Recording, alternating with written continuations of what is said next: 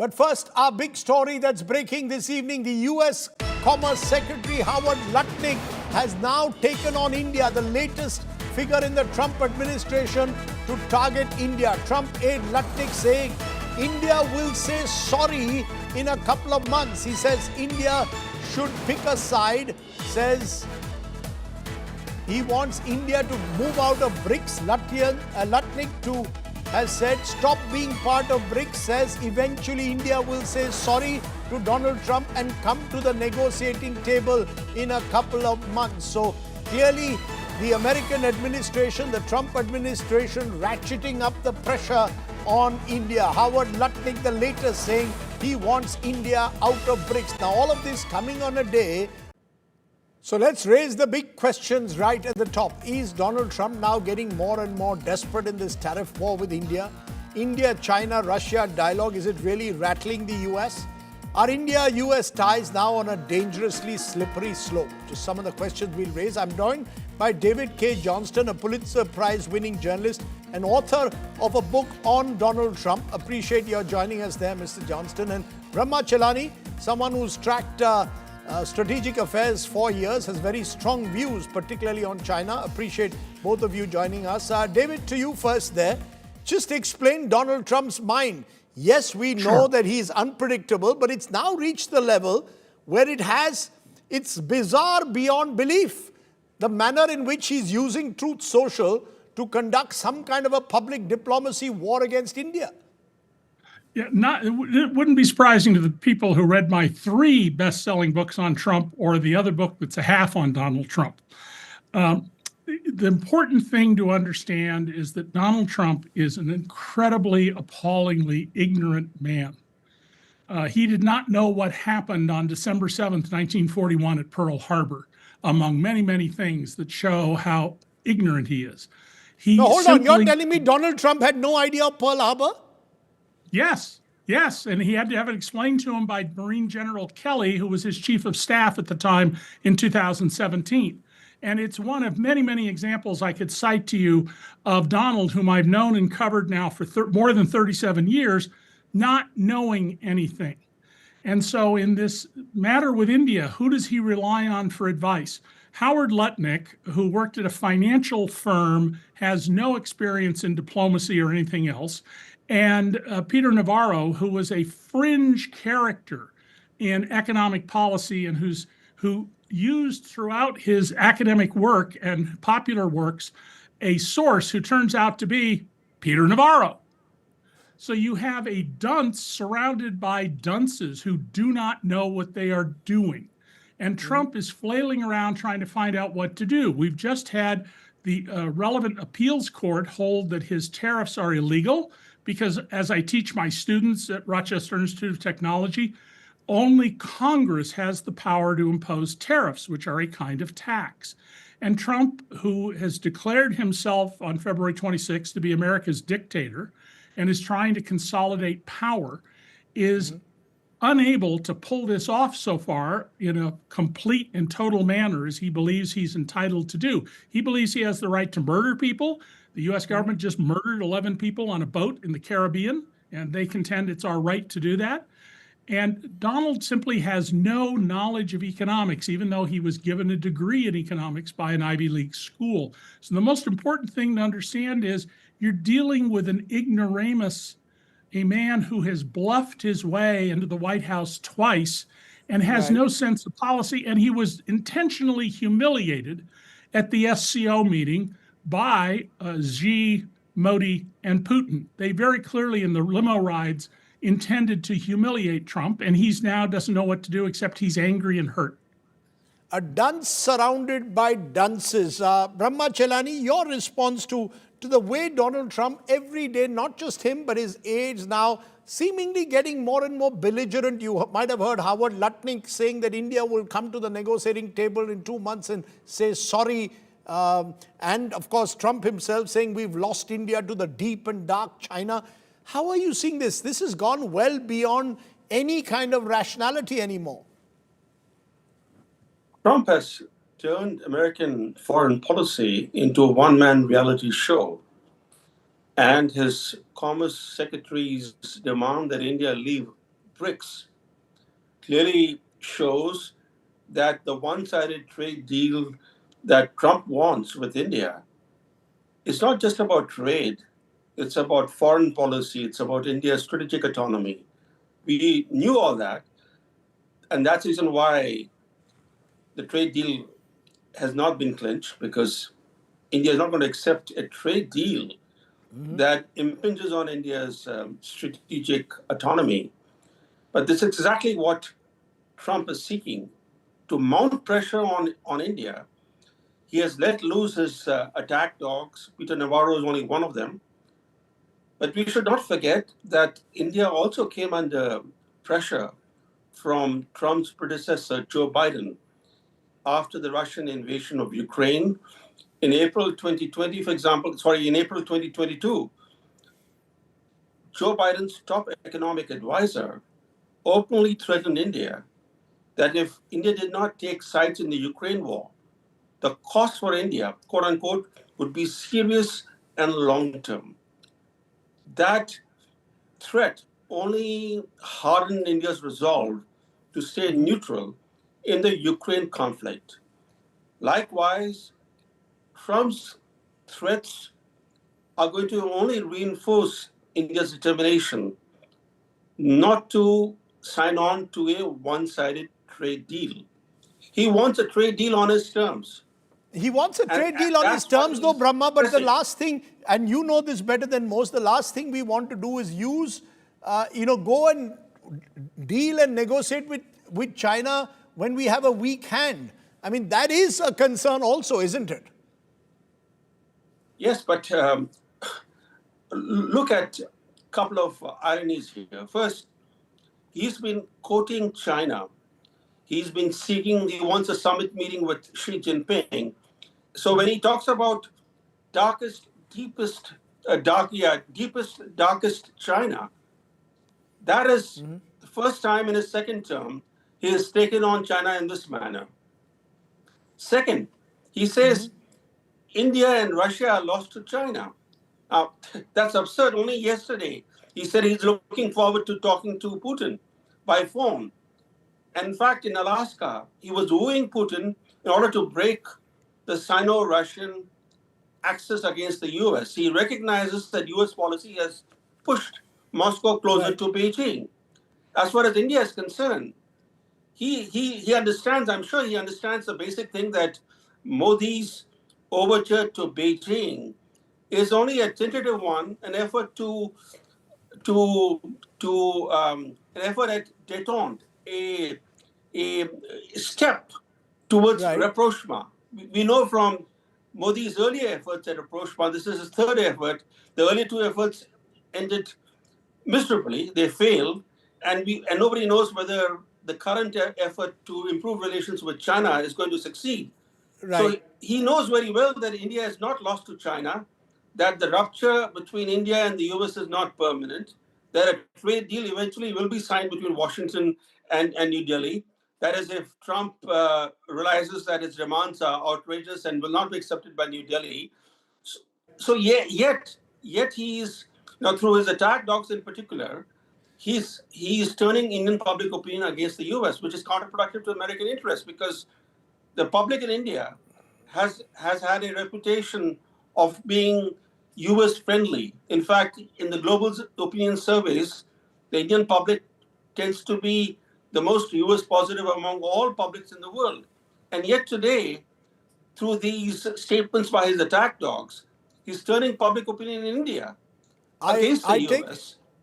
I take your point, because there seems to be, therefore, a situation which Donald Trump finds himself in, David K. Johnston, which is replete with double standards. As Brahma Chellaney points out, here is someone who wants to do a backroom deal with the Chinese. Here is someone who wants to do a deal with Putin. When India does deals with them, they're called autocrats. Here is someone who is happy to lunch with a Field Marshal, Asim Munir, who's again a symbol of military autocracy.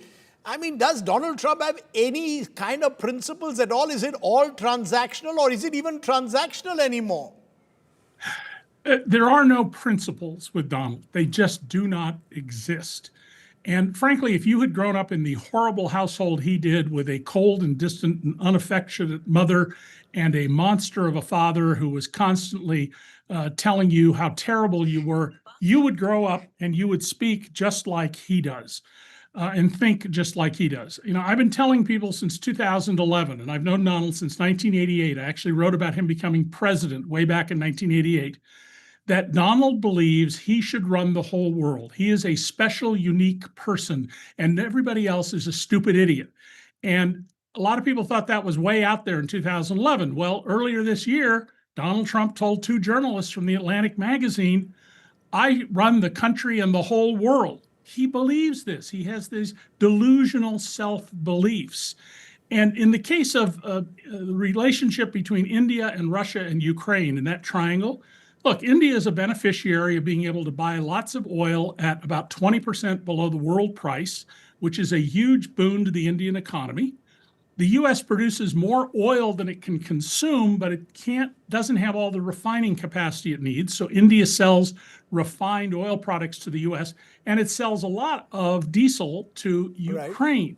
So it's in a position that Donald can make noise about, but the simple fact is that India should pursue its best policies in its own interests and not think, and clearly from the statements you're making, your guest and the ministry spokesman, they're not bowing to Donald's demand that, you know, I'm your real leader. You will do what I tell you to do. That's in my interest. Does he have a game plan? You know, but David, does he have a game plan in all of this? Because he's always spoken about tariffs and he's weaponized it now. But does he really have a game plan when Howard Lutnick says, no, India will come to the dialogue table and say sorry in 2 months? Is this all a make-believe world that he lives in? Or does he have any long-term clear plan? Donald creates his own reality. He just makes things up, and then you're supposed to believe them, which millions of Americans do, a minority of them, but tens of millions of Americans. He has no strategic plan. He's never in business or anywhere else had a strategic plan. In fact, he was not a businessman.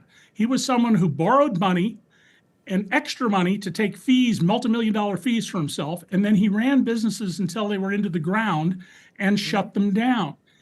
Businessmen are people who create wealth. Donald is a wealth destroyer. And in the case of the tariffs, what's panicking Donald is he has no authority under the American Constitution to impose tariffs, which are a form of tax. The U.S. Constitution makes that solely the province of the Congress. He hasn't even asked the Congress to pass his tariffs as law. And so he knows that he's facing a terrible problem down the road, but he doesn't have the intellectual capacity, the theoretical knowledge to do anything about it, except complain. And pretty soon he's going to say, it's unfair, you're being unfair, you're being unfair, because that's his default position when he can't get anywhere. Okay, final word from you, therefore, Brahma, and a quick final word. Today, India has finally reacted. Okay, we've seen India reacting to Peter Navarro. David, do you believe India should react strongly or just stay calm and allow this reality show, as you're calling it, to play out? A quick final word. Don't take the bait. Don't take the bait. The resistance to Donald Trump is growing. There are now some Republicans in Congress who are beginning to realize that Donald is this mentally disturbed megalomaniac and are pushing back. There have been 2 congressional hearings in the last 48 hours that are very revealing about this.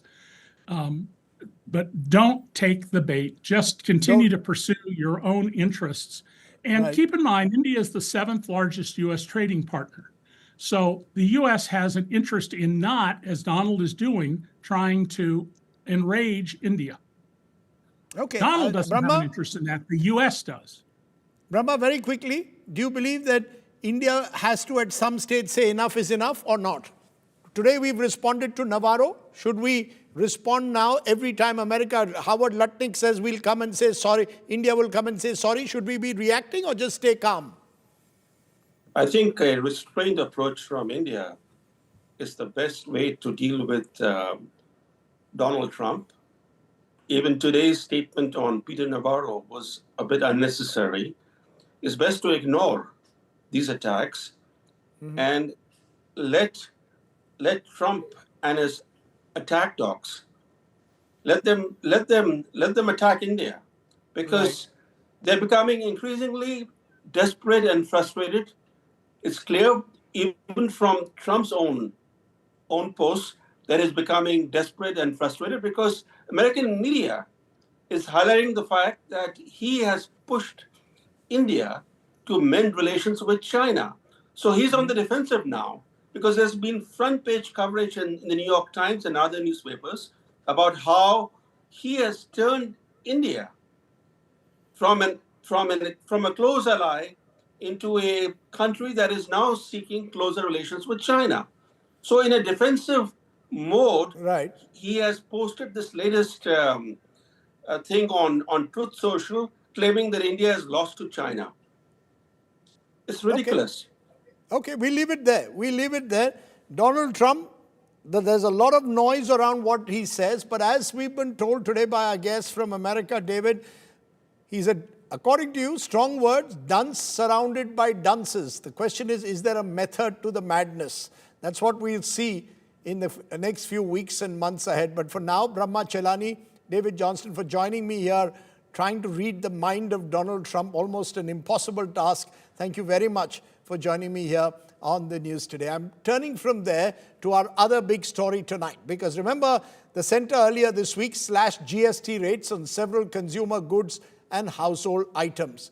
In a moment, I'll be joined by someone who was one of the architects of the original GST. He will take our unanswered questions, former Chief Economic Advisor Arvind Subramanian. But today we also spoke exclusively to Finance Minister Nirmala Sitharaman, who claimed that the work on GST reforms was underway for the last 1.5 years and had nothing to do with Trump tariffs.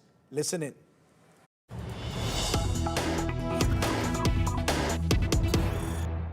Six months ago, when you presented the budget, you brought in direct tax cut.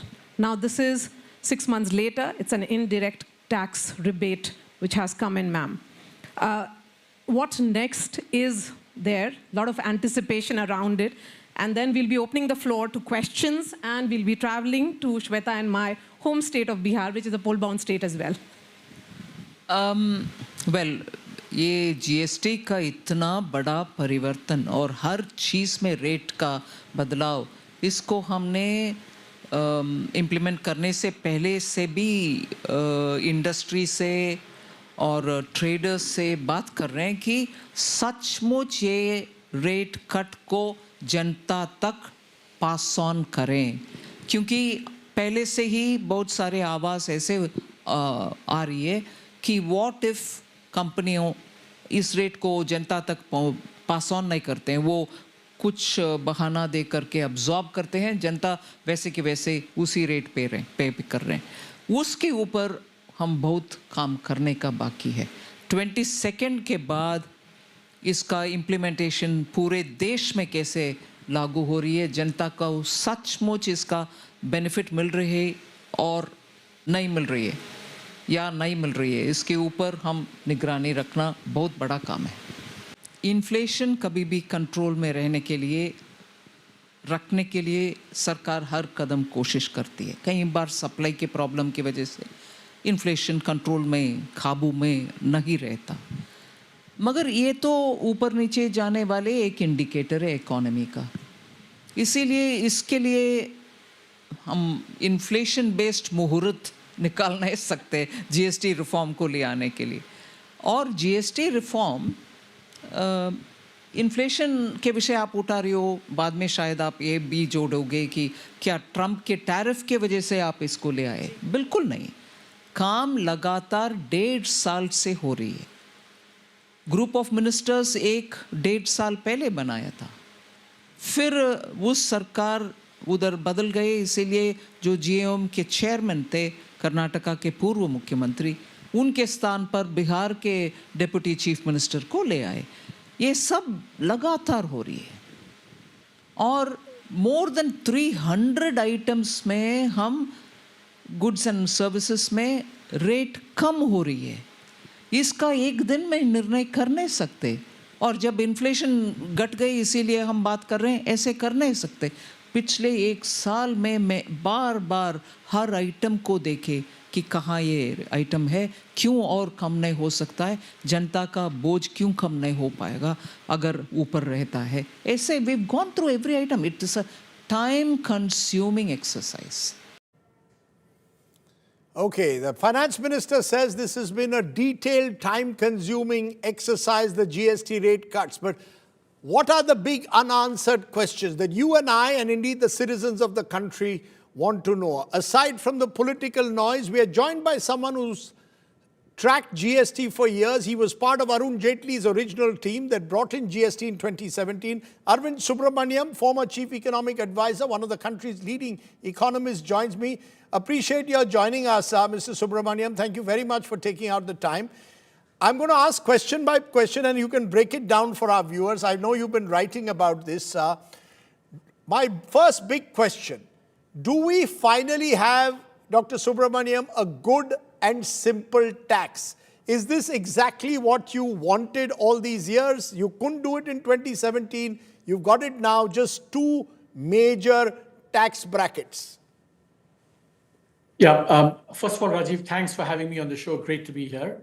The kind of simple answer to your question is that the GST, by eliminating the 28% slab, which never deserved to be there in the first place, and by reducing taxes on a number of items, the tax has become more good and more simple. It hasn't become the perfect good and simple tax. Certainly, lots of tax cuts which will benefit the middle class. I think eliminating the high tax on cement will, I think, boost production. So on the whole, a terrific effort to take the GST one step closer to what many of us would desire to be a really good and simple tax, but we're still some ways away from reaching that goal. What would it take for that? Since you're saying we'll be still some, what is it that needs now to be done to really make it a good and simple tax? I recall before the reforms came, you had put out an article saying it wasn't just 3 rates, there were numerous rates.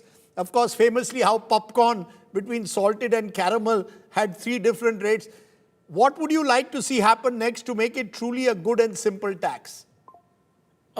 I think, first of all, Rajdeep, as you said, and as my colleagues and I wrote, on the face of it, it seems like there are 2 slabs or 3 slabs, the 0, the 5, and the 18. But in practice, there are, especially if you take the cesses, there are many, many more slabs. Even outside of the cesses, for example, you have a 1% GST without ITC. You have a 5% GST without ITC for restaurants and 18% with ITC. The composition, which applies to small traders, you have multiple rates for them. And then, so the multiplicity is still there. There are still lots of cesses. We don't know how the tax rates, the cess rates on the goods, on the sin goods will be simplified. There's still some duty inversion where taxes on outputs are still lower than taxes on inputs. As you said, there's the popcorn problem. There are things like, taxes depending upon the end use. I mean, if you use it a certain way, there's a certain tax. If you don't use it a certain way, a certain tax. And then even there are taxes based on, what goes into it. If it's based on wood, furniture is taxed a certain item. If it's not good. So there's still a lot of complexity that needs to be addressed. And I think that should be the next stage of making it a truly good and simple tax. At least popcorn now is uniformly at 5%, whether you buy salted caramel packaged or loose. But let's come to the next question, Dr. Subramanian. What specific measures need to be taken to ensure that businesses pass on the benefit of rate cuts to consumers? There's a concern that will businessmen automatically transfer benefits to consumers? What's your view on that? I think, in many of these cases, my sense is that the tax rates have been sizable enough that they will be passed on to consumers. I think the second thing to note, Rajdeep, is that if you believe that the economy is soft, then the incentive for producers to actually reduce prices and pass on these tax cuts, I think the incentives will be strong. So I think we should let it play itself out. And I think what I think we shouldn't have is some heavy-handed intervention, to force people, producers and traders, to reduce prices. I think you should trust in the fact that there have been large cuts, and hope that, given the state of the economy, that these cuts will be passed on to consumers. So no preemptive, heavy-handed action. Okay, let's turn to the third question, and you partly raised that in your original answer as well. How will the revenue loss of approximately 48,000 crores, and this is only one figure that's been thrown around, be managed by the center? The fear, of course, is that there will be a huge revenue loss. Will this affect fiscal deficit numbers? Will it affect the revenues of states? How do you believe this will be managed by the center? Will we see more cesses is one concern. So I think, Rajdeep, that's a very good question. I think there is a lot of uncertainty about what the revenue consequences will be. But I think we should break this up into what will be the revenue consequences for the country as a whole, and what will be the consequences for the states. I think that the government has put out some number like 48,000 crores or whatever. Maybe that's only a half-year estimate. But I think if you look at any reasonable estimate of what has happened in terms of the tax cuts and use that to project something for the year as a whole, and remember, this is the key point, that if you consider the whole, GST and cesses, what is happening to the whole kitty, our own estimate is that something like 1.5 to 2 lakh crores will be the loss on an annual basis for the overall kitty. Now, that's a little bit higher than what I think the government is projecting. But I mean, this depends upon some assumptions. But I think mota, 1.5 to 2 lakh crores for the kitty as a whole. Now, of course, some of this is going to depend upon what the government is going to do to the sin goods. Are the cesses going to go up? Are they going to remain the same? Are going to come down? But that's roughly the order of magnitude. So there will be a loss overall to the GST kitty. And I think what everyone should realize is that pre-GST, the overall kitty was something like 6.1 to 6.2% of GDP. When all these reforms are played out, that will be closer to 5.25, 5.5. So over 10 years, the overall GST kitty has led or will lead to a loss. And that will affect the fiscal situation of the country as a whole on a permanent basis, which I think we'll all have to grapple with. So that's the first point. The second point is what's going to happen to the states.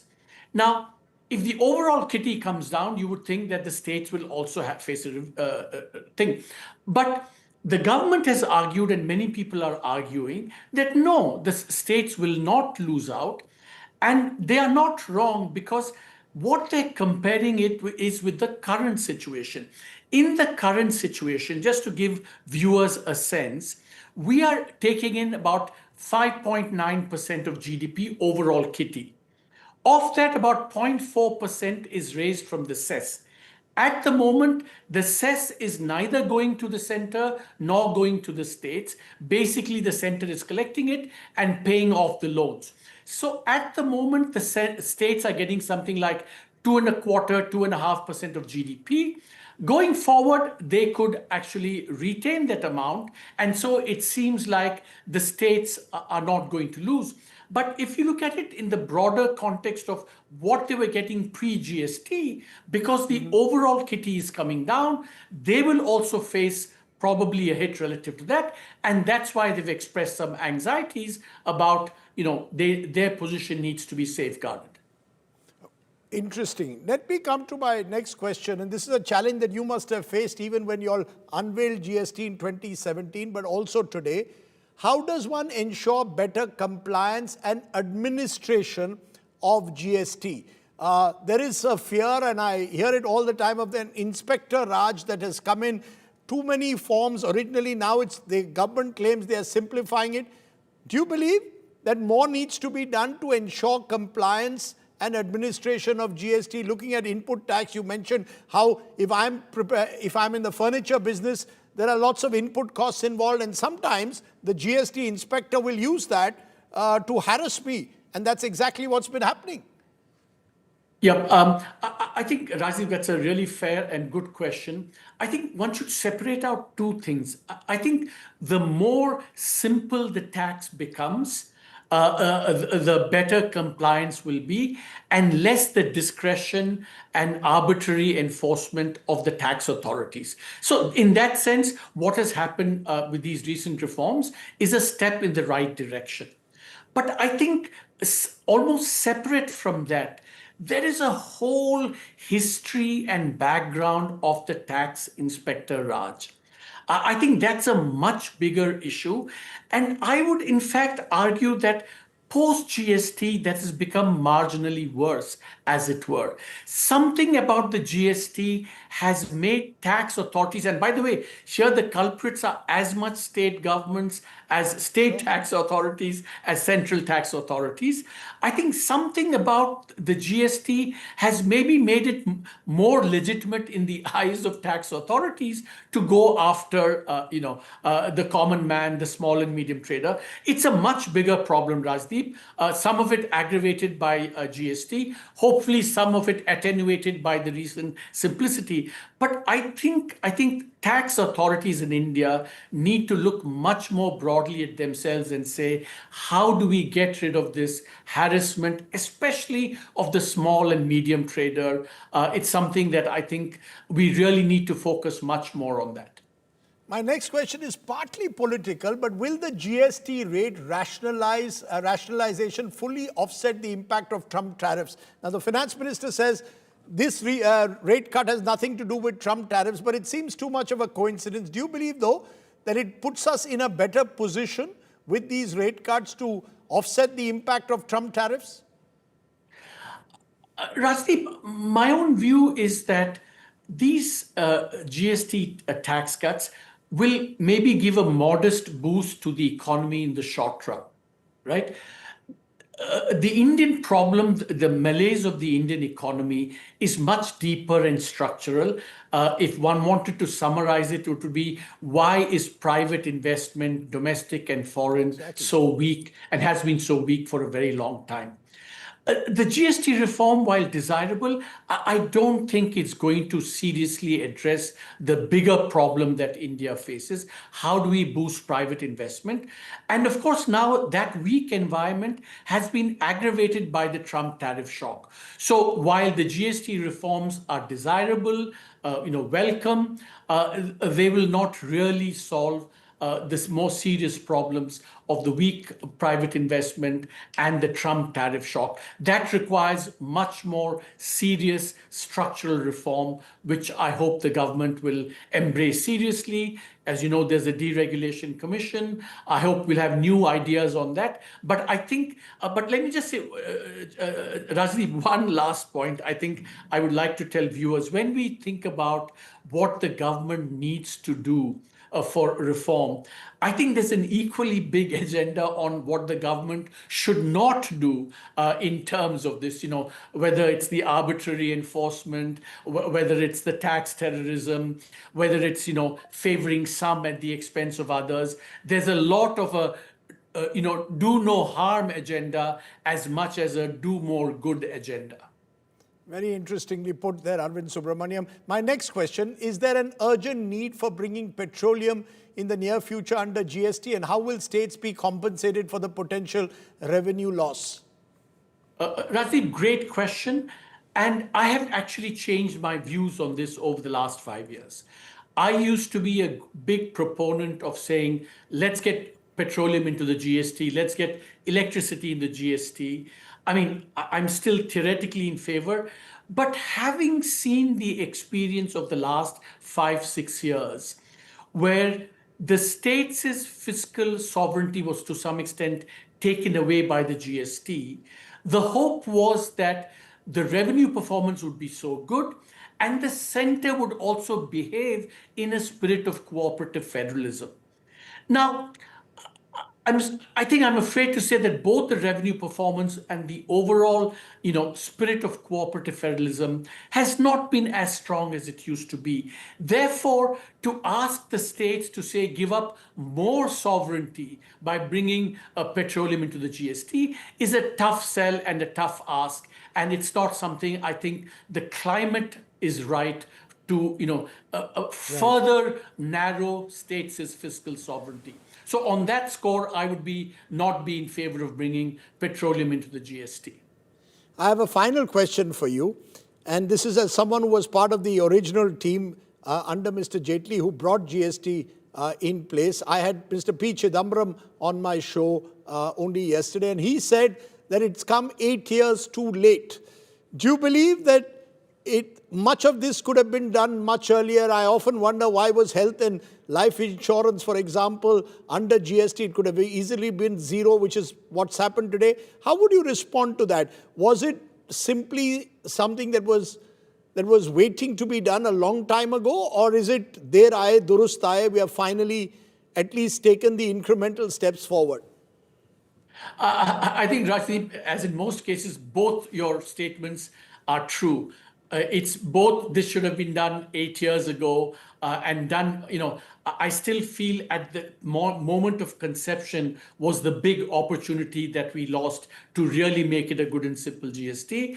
But why didn't it happen? Why didn't it happen? As someone who was an insider, why didn't it happen then? Why were you all unable to bring a good and simple tax 8 years ago? I think, Rajdeep, I hate to be self-referential, but my book Off Council has, it's partly political and partly, I wish, or to be a bit honest, I wish the leadership had been convinced of the need for simplicity and lack of complexity at that stage. I think they were less, convinced by it, and I wish they had been more. But let's not also forget, as you said, der aaye, but at least now we've done it. Better late than never. I think if you do the counterfactual as today versus 5 years from now, it should have been done 8 years ago, but better today than never, better today than 5 years ago, 5 years later. Arvind Subramanian, great to have you on the show. You've got a major book coming out next month. We hope to get you on that and look at the overall trajectory of Indian reform over the years. Often reform in this country is done by stealth. And either way, it is a step forward. Is it as big a step forward as is being made out to be? I think that we'll wait and see. As you've rightly pointed out, there are still many gaps that still need to be filled in. But I appreciate you taking the time off and joining us on the show tonight. Thank you very much. Rajdeep, great to be on the show. Thanks very much for having me. Yeah.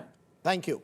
Okay, good. Good to have one of the finest voices on the economy speaking to us there, Dr. Arvind Subramanian. Let me turn to my home state of Maharashtra, one of my home states where, again, our politicians are on the wrong foot. This time, Deputy Chief Minister Ajit Pawar landing himself in a fresh controversy after a viral video showed him allegedly pressurizing a woman IPS officer to halt action against illegal soil excavation in Solapur.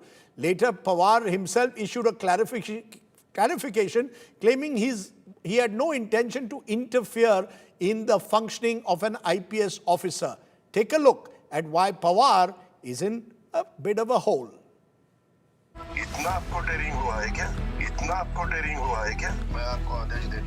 Another day, another abuse of power by our netas. And this time by the second in command in Maharashtra, Deputy Chief Minister Ajit Pawar. A video has surfaced showing Pawar allegedly pressurizing a woman IPS officer to halt action against illegal soil excavation in Solapur. आपको आदेश देता हूं कि वो रुकवाओ और आप जाओ और तहसीलदार को बताओ कि अजित पवार जी का फोन आया था। डिप्टी चीफ मिनिस्टर ने मुझे कहा ये सब रुकवाने के लिए, क्योंकि अभी मुंबई में सर वो मुझे आप एक काम कीजिए, आप मुझे मेरे फोन में मतलब डायरेक्ट कॉल कीजिए ना। एक मिनट, मैं तेरे ऊपर एक्शन लूंगा। अभी मैं खुद आपके साथ बोल रहा हूँ कि आप मुझे डायरेक्ट कॉल बता दिए हो। Sub-divisional police officer Anjana Krishna was acting on complaints of illegal maram mining when villagers clashed with officials.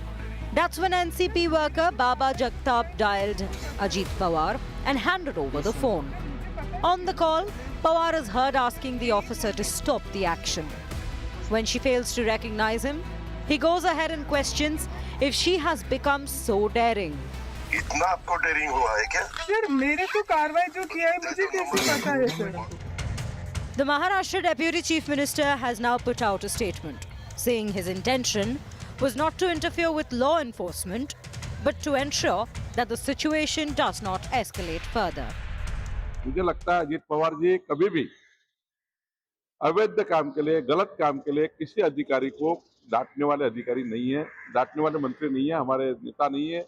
कई बार ऐसा होता है कि सामने की स्थिति हमें मालूम होती नहीं है। कई शिकायत आई गई, कोई इलीगल एक्सकैवेशन हो जाए तो उन्होंने देखना उनका भी फर्ज है, वो गए वहाँ तो उनको दोष नहीं, अधिकारियों का दोष मैं यहाँ मानता नहीं और दादा उनके साथ बात करते हैं और दादा की वो स्टाइल है कि वो इमीडिएटली वो हल करने की वो कोशिश करते हैं। Meanwhile, the opposition is turning up the heat, demanding an immediate resignation. Mister Ajit Pawar कुठे गेला तुमचं डिसिप्लिन? अजित पवारांना सरकारमध्ये राहण्याचा अधिकार खरं म्हणजे उरत नाही.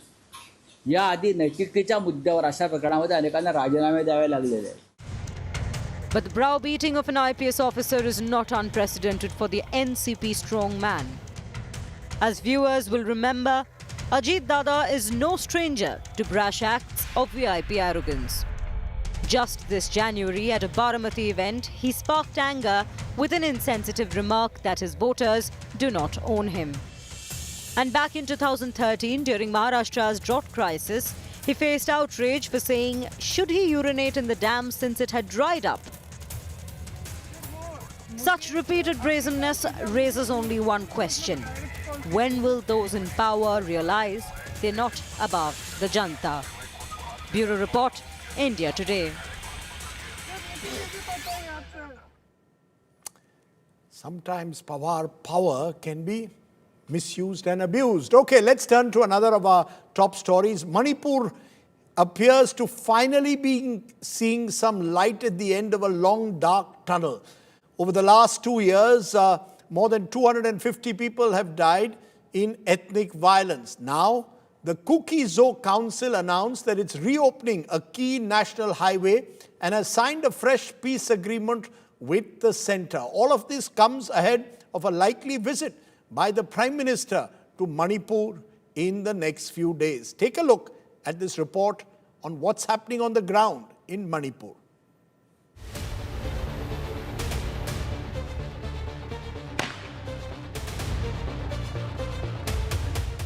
For the last few years, Manipur has been on the boil since the Kuki and the Methi groups clashed. To date, the state still awaits lasting peace. Efforts are currently underway by both central and the state governments to restore normalcy in the northeastern state. In a significant decision, the Kukizho Council decided to open the National Highway 2 for the free movement of commuters and essential goods. The Ministry of Home Affairs and the Manipur government have also signed a suspension of operations agreement with Kukizho insurgent groups. The agreement signed with the Kuki National Organization and the United People's Front is expected to positively contribute to ongoing peace efforts in Manipur.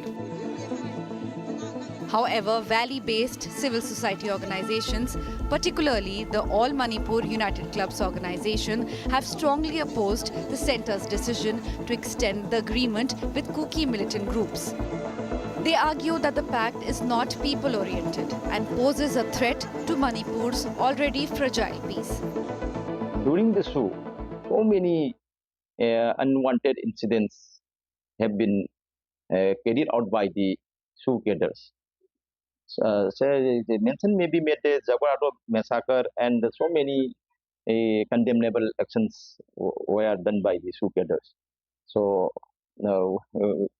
we strongly object this show pact. Meanwhile, the Kukizho Council, following a delegation-level meeting with the Home Ministry in New Delhi, has welcomed the extension of the agreement and reaffirmed its commitment to political dialogue. A new clause has been added in the agreement, which says that after the signing of the SO agreement, there will be political dialogue, and political solution will be based on a negotiated political settlement under the Constitution of India in a time-bound manner. The Congress, on the other hand, has alleged that the agreement was allowed to lapse in February 2024. So far, over 250 people have lost their lives and thousands have been displaced in the ongoing conflict. With this suspension of operations between the Government of India and the three Kukizho group, people in Manipur generally hope that this is a step towards the long-lasting peace in the stripe-torn state Manipur. Baby Shirin in Imphal for India Today. Let's turn to the story of Punjab, where floods triggered by the overflowing rivers of the state continue to destroy homes, submerge crops, uproot families, leaving thousands in tents or temporary shelters. Punjab's villagers along the river are still counting their losses. Take a look at how people are struggling to piece together their lives.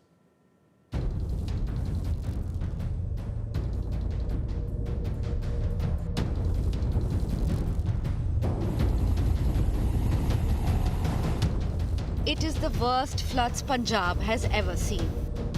And the worst affected are Punjab's farmers. The Sutlej has swallowed up vast fields and farmers have lost all their land.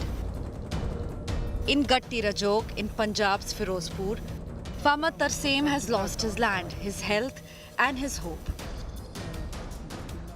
किसान थे अब तो खत्म हो गया सब थे पर अब खत्म हो गया सब डैमेज हो गया सब बर्बाद हो चुका है जहाँ कुछ नहीं ना तो पशुओं के लिए चारा बचा है ना तो जो धान की फसल थी सारी खराब हो चुकी है कितनी फसल थी आपकी या कितनी एकड़ जमीन आपकी हम 2 एकड़ थी 2 एकड़ जमीन थी दोनों की डैमेज हो चुकी सब खत्म हो गया Nearby 70-year-old Pyaro lives under a leaking roof with 6 family members. ਕੀ ਲੱਗਦਾ ਦੱਸਿਆ ਕਿਸਨੇ ਕਿ ਪਾਣੀ ਕਦੋਂ ਤੱਕ ਘਟੇਗਾ ਪਾਣੀ ਦੱਸਦੇ ਨਹੀਂ ਤੇ ਦੱਸਦੇ ਨਹੀਂ ਆਈ ਜਾਂਦਾ ਉੱਪਰ ਸਰਕਾਰ ਦਾ ਵੀ ਕੋਈ ਹਾਂ ਕੁਛ ਨਹੀਂ ਦਉਂਦਾ ਕੋਈ ਨਹੀਂ ਆਉਂਦਾ ਹਾਂ ਕੁਛ ਨਹੀਂ ਆਈ ਵਿਚਾਰੇ ਸੇਵਾ ਕਰਕੇ ਘਰ 'ਚ ਬੱਚੇ ਗਏ ਵੀ 10 ਜੀ ਅਸੀਂ ਤੇ ਕੋ ਗਏ ਆਪਣੇ ਨਾਨਕੇ ਦੇ ਬੱਚੇ In the neighboring village of Ruknewala, the flood waters have led to the collapse of several houses. 70-year-old Milkhi Ram, who was blinded in the 1988 floods, has now been rendered homeless once again. His family remained stranded for 10 days before rescue teams reached. ਪਾਣੀ ਸਾਰੇ ਦੱਸਦੇ ਰਿਹਾ ਦੇ ਹੌਲੇ ਹੌਲੇ ਚੜ ਗਿਆ 10 ਕਿੱਲੇ ਝੋਨਾ ਹੀ ਘਰ ਬੂਆ ਸਾਰਾ ਟਹਿ ਗਿਆ ਘਰ ਟਹਿ ਗਿਆ ਵਾ ਹੋਰ ਤਾਂ ਇਹੋ ਹੀ ਆ ਜਿਹੜੇ ਗੱਲ ਦੇ ਲੀੜੇ ਲੈ ਆਏ ਆ ਇੱਥੇ ਹੈਗੀ ਰਿਸ਼ਤੇਦਾਰੀਆਂ ਘਰ ਤੁਹਾਨੂੰ ਕਿਹਨੇ ਦੱਸਿਆ ਕਿ ਟਹਿ ਗਿਆ ਤੁਹਾਡਾ ਘਰ ਆਵੇ ਮੇਰੇ ਨਾਲ ਮੇਰੀਆਂ ਨੌਂ ਵਾ ਮੇਰੇ ਕੁੜੀਆਂ ਵਾ ਮੇਰੀਆਂ 2 In Habib Ke village too, it's the same story. Massive crop losses have deepened the already severe crisis for farmers. While in Fazilka, farmers are struggling to protect their cattle and belongings, with up to 4 feet of water inside their homes. ਇਹ ਤੁਹਾਨੂੰ ਜਾਣੇ ਰਿਸ਼ਤੇਦਾਰਾਂ ਦੇ ਕਿਤੇ ਹੈ ਰਿਸ਼ਤੇਦਾਰੀ ਹਾਂਜੀ Harry ਹੈ ਰਾਣੇ ਪਿੰਡ 'ਚ Across Punjab, the floods have impacted nearly 4 lakh people, destroyed over 1.7 lakh hectares of crop and claimed at least 43 lives. Over 20,000 people have been evacuated and many of them remain in relief camps. These stories from flood-hit Punjab, which are merely a few among thousands, reflect not just immediate suffering, but a looming long-term crisis of crippling debt, health risks, homelessness and broken livelihoods. With Aman Bhardwaj, Bureau Report, India Today.